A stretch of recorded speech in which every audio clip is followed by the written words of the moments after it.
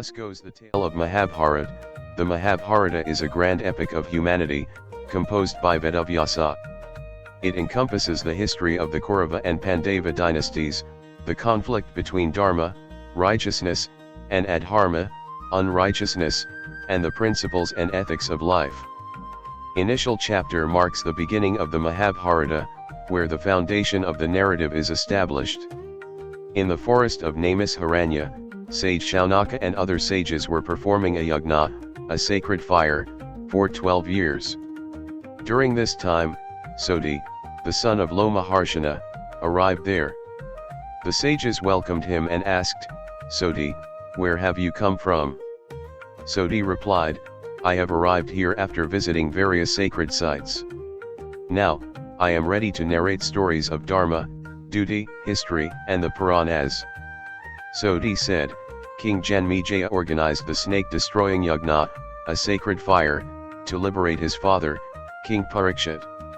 During this yajna, a sacred fire, the great sage Sage Vaishampayana narrated the story of the Mahabharata. Janamejaya was the king of Hastinapura and a descendant of the Pandavas.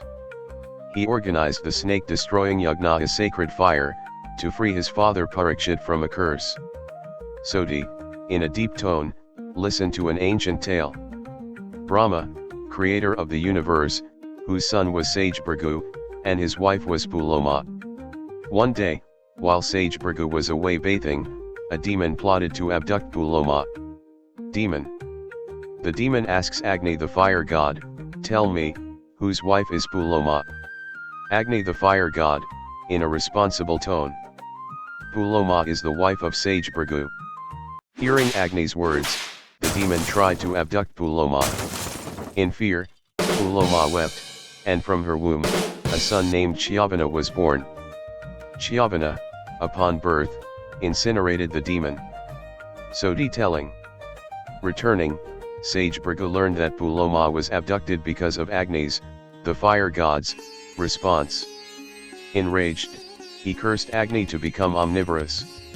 Agni, the fire god, in a sorrowful tone. "Lord Brahma, I suffer this curse without fault. Please liberate me." Lord Brahma, in a consoling tone. "Do not worry, Agni, the fire of God. Whatever you touch will become pure."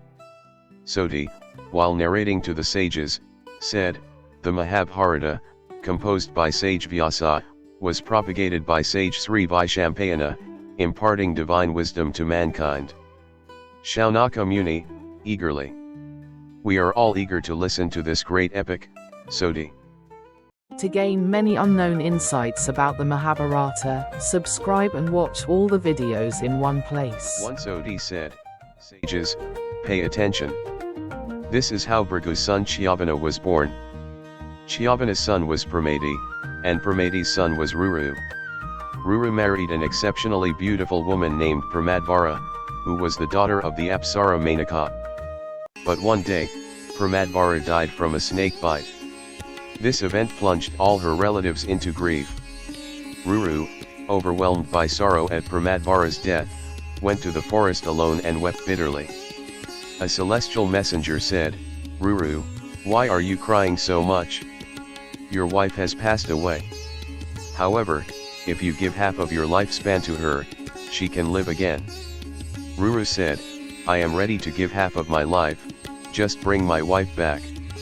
The celestial messenger took Ruru to the abode of Yama. There, the entire incident was narrated to Yamaraja. Yamaraja said, "Your wife shall live again." Pramadvara was revived.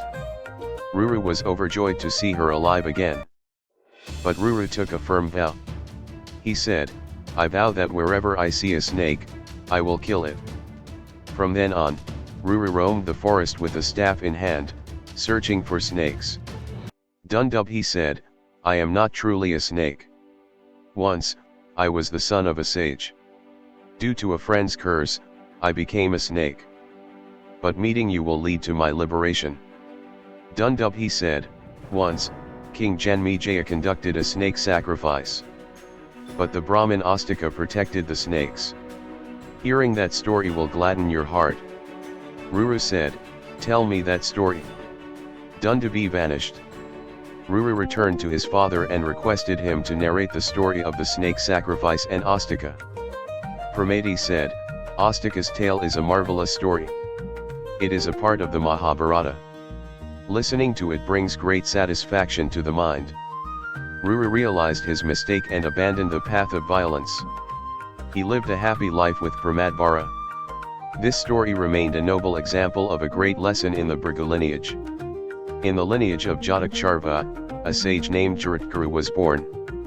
He was a supreme yogi and renowned across the three worlds. He roamed the forests in a frenzied state, living a life of meditation while fasting. One day, while wandering in the forest, Sage Jaratkuru saw some people in a pit. They were hanging onto the root of a creeper, which rats were steadily gnawing away. Amazed, the sage asked them, "Why are you hanging here?" The ancestors said, "We are the forefathers of the Jatakcharva lineage. Our lineage is on the verge of extinction. Only if you father a son can we be freed. Marry, have a son, and save us." Jaratkuru replied, "I will marry, but my condition is that if there is a maiden named after me who is willing to marry me, only then will I marry. The successor of our lineage will be born from her womb."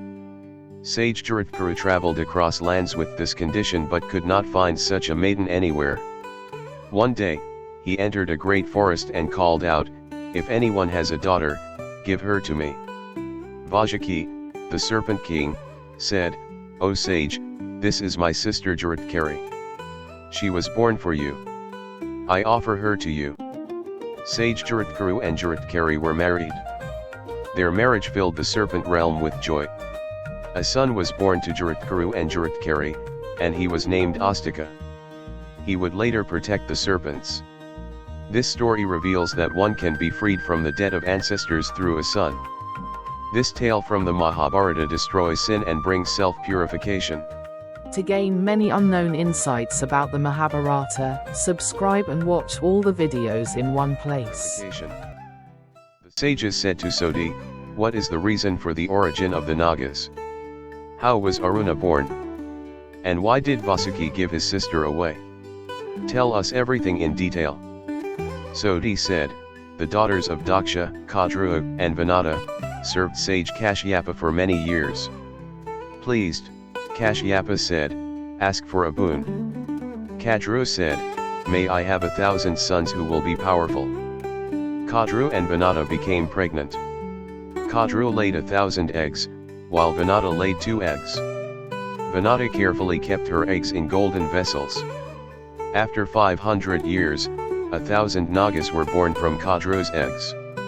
Kadruva was very pleased to see them. But Vinata was still waiting for the birth of her children. Becoming impatient, Vinata broke one of the eggs. From the egg emerged a red-colored, half-formed, bird-like son. Angrily, he said, "You have caused me to be born incomplete, therefore, I curse you." Aruna said, "I curse you, you will be in servitude forever. But the great son who will be born from this second egg will be the cause of your liberation.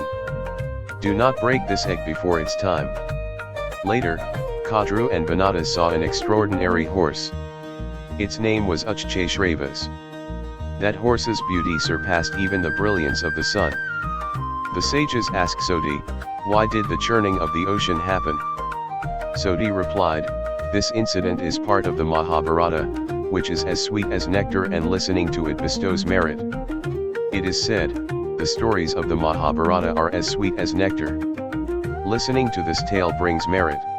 To gain many unknown insights about the Mahabharata, subscribe and watch all the videos in one place.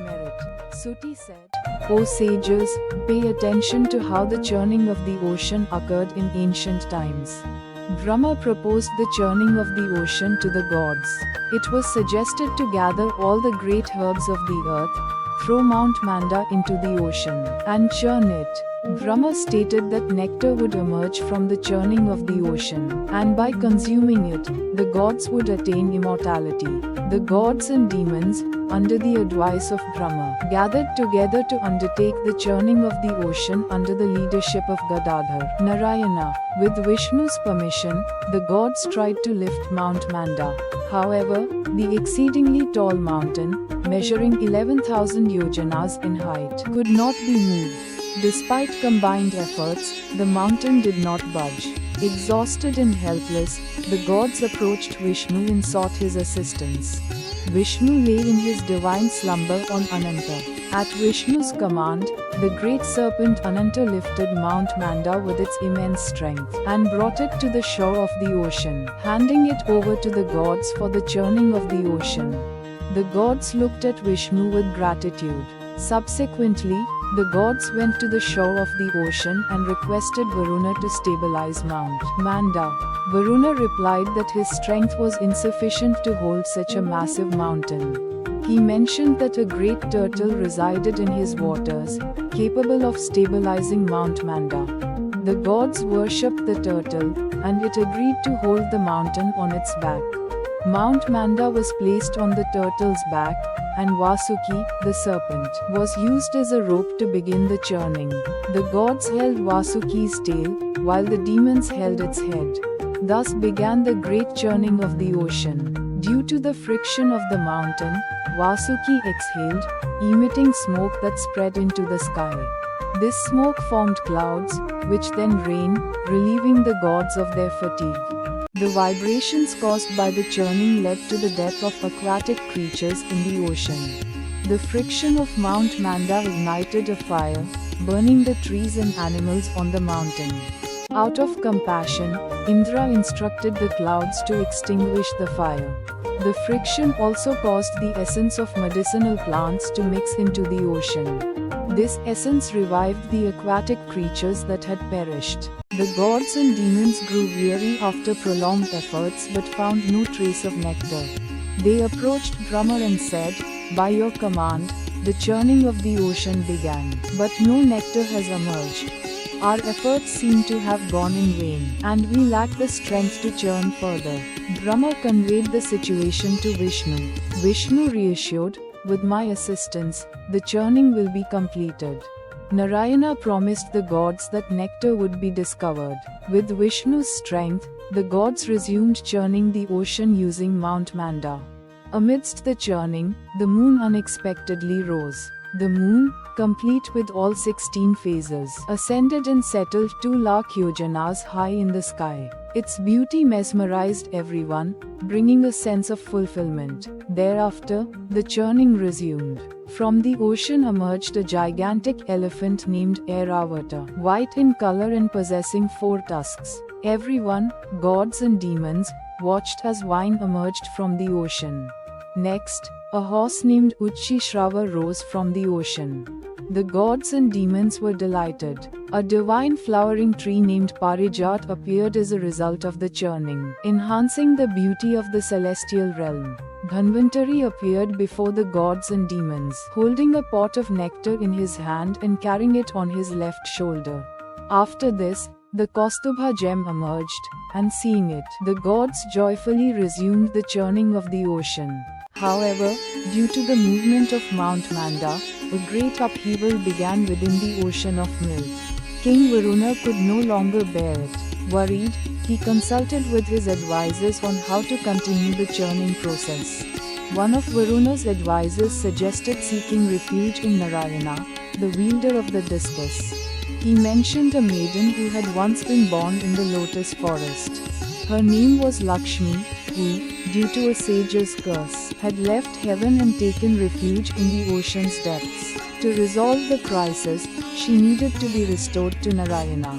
Upon hearing this advice, Varuna promptly arranged for a beautiful palanquin. Carrying the palanquin himself, he went to Narayana along with his son. Maidens fanned the air with fans, creating a soothing atmosphere. The 1,000-hooded Shesha serpent formed a canopy over Narayana with its hoods. With Lakshmi's emergence, the 3 worlds were illuminated. Her beauty was so mesmerizing that even the sunlight seemed dim in comparison. Lakshmi's lotus-like face radiated light everywhere. Her tender feet and lightning-like complexion enchanted everyone. With her appearance, all beings, movable and immovable, from the ocean to the sky, were filled with joy. Upon seeing Lakshmi, celestial maidens, serpent maidens, apsaras, and humans erupted in celebration. Their jubilant cries echoed across the heavens. The gods bowed to Narayana in gratitude. Thereafter, Varuna approached Narayana, bowed respectfully, and pleaded, "O Lord, you are subtle, you are vast, and you embody all forms. You are Brahma, Vishnu, Mahesh, and the master of all creation. Why has this calamity befallen my ocean? I fail to understand. Please tell me the reason." Narayana consoled Varuna, saying, "Do not worry. Due to Sage Durvasa's curse, Lakshmi left heaven and took refuge in the ocean. The churning of the ocean was arranged to bring her back. With Lakshmi's return, all the problems of the three worlds will be resolved. Be at peace and do not worry." Narayana then stopped the churning of the ocean. Overjoyed, Varuna adorned Narayana with the Kaustubha gem. The brilliance of this gem surpassed even the sun's radiance. Lakshmi took her place beside Narayana. The churning of the ocean came to a complete stop, and all the gods and demons returned to their respective abodes. Sauti concluded, saying, "The story of the Mahabharata liberates humans from the sorrows of a material world. Listening to this story with devotion alleviates all the troubles of life."